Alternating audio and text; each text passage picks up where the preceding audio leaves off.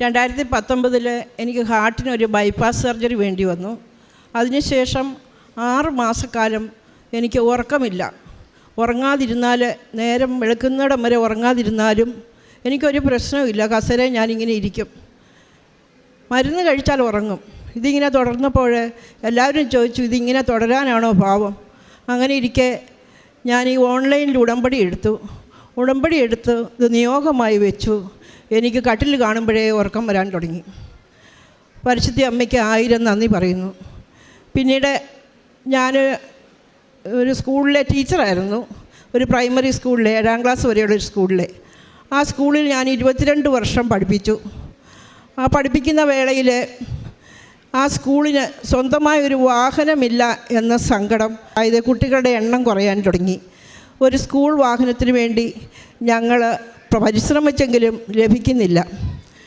അവസാനം ആ സ്വപ്നം പൂർത്തീകരിക്കാതെ ഞാൻ റിട്ടയറായി പോന്നു. റിട്ടയറായി കഴിഞ്ഞാണ് ഞാനിവിടെ വന്ന് ഉടമ്പടി എടുക്കുന്നത്. ഇവിടെ വന്ന് ഉടമ്പടി എടുത്തപ്പോൾ എൻ്റെ മനസ്സിൽ വീണ്ടും ആ സ്വപ്നം മുള പൊട്ടി. സ്കൂൾ വാഹനം എന്ന സ്വപ്നം.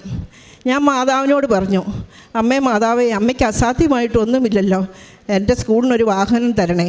അപ്പോൾ റിട്ടയർ ആയെങ്കിലും ഞാൻ സ്കൂളിൽ പോയി 3 വർഷം ആഴ്ചയിൽ പഠിപ്പിക്കുന്നുണ്ട്.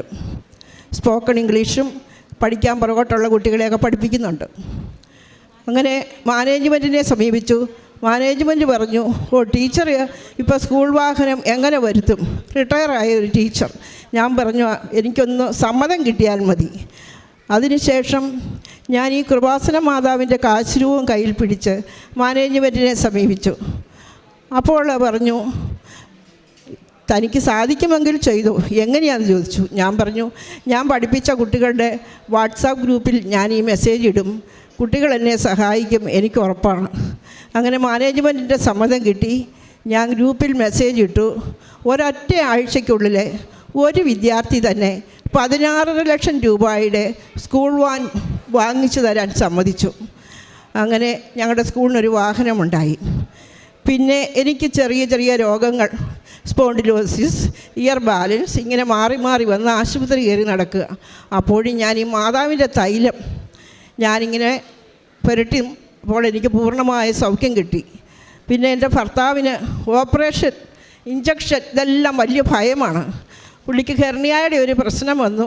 ഡോക്ടർ പറഞ്ഞു, ഇതിന് ഒരു സർജറി അല്ലാതെ വേറെ ഒരു മാർഗവും ഇല്ല. പുള്ളി എന്ത് ചെയ്താൽ ഓപ്പറേഷന് പോകുകയില്ല. ഞാൻ മാതാവിനോട് പറഞ്ഞിട്ട്, മാതാവേ, ഓപ്പറേഷൻ പേടിയാണ്, എന്ത് ചെയ്യും?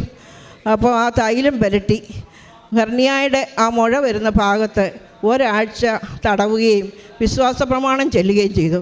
പൂർണ്ണമായും സുഖപ്പെട്ടു. ഇപ്പോൾ എല്ലാ ജോലിയും ചെയ്യും. അങ്ങനെ ധാരാളം അനുഗ്രഹങ്ങൾ പരിശുദ്ധ അമ്മയോട് ചോദിച്ച് എനിക്ക് തന്നിട്ടുണ്ട്. ഇവിടെ ഞാൻ പല പ്രാവശ്യം വരുമ്പോഴും മറ്റുള്ളവർ സാക്ഷ്യം പറയുന്നത് കേൾക്കുമ്പോൾ എനിക്ക് കൊതിയാണ്. എനിക്ക് ഇവിടെ നിന്ന് ഈ അമ്മയുടെ അടുത്ത് നിന്ന് ഒരു സാക്ഷ്യം പറയാൻ എനിക്കെന്നും സാധിക്കും. ഒരാഴ്ചയായിട്ട് ഞാൻ എന്നും പ്രാർത്ഥിക്കുക. അതിനിന്നൊരു അവസരം കിട്ടി. അതിന് നന്ദി പറയുന്നു. അമ്മേ, കൃപാസന അമ്മേ, ഇവിടെ വന്ന മക്കളെ എല്ലാം അനുഗ്രഹിക്കണമേ. ഇവരുടെ ആരുടെയും അപേക്ഷകളെ അമ്മ ഉപേക്ഷിക്കരുതേ.